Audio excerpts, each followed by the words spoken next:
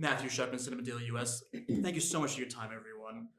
Look, the catalyst for the series, of course, is the war between the Harrigans and the Stevensons. But you all have your own inherent priority dealings that you have to deal with outside of that.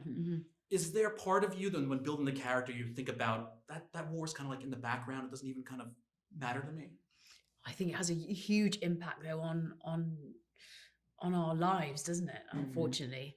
I don't know whether we agree with it necessarily. I don't think we're on board, but what's at risk is huge for us all.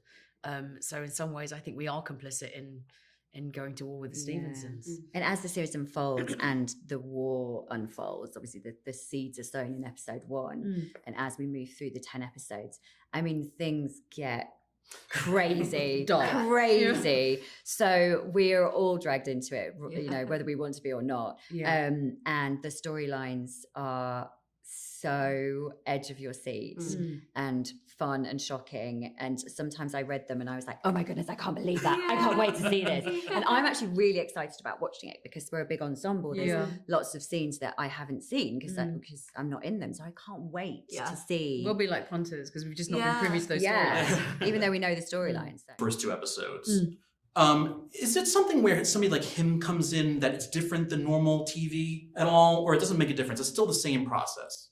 I think he brings this extraordinary energy, like and his gravitas. brand and gravitas, and just the way he shoots. He's pacey and he's dynamic and direct, and so are all of his kind of team. So it brings its own, not entourage, but its own like train almost. And then we all kind of like jump on the train for those 2 episodes, and then the show takes off, and then we then start to take ownership, I think, more of the show. And then that impacts on the writing, and then all of a sudden it becomes very collaborative, I think. I think it did feel different from filming lots of TV that I've filmed before. It's bigger, you know. It's almost like we film a little movie for every episode. It actually feels like that. And it's actually not a little movie; it's a big movie for every episode. So there's nothing little about any of this show.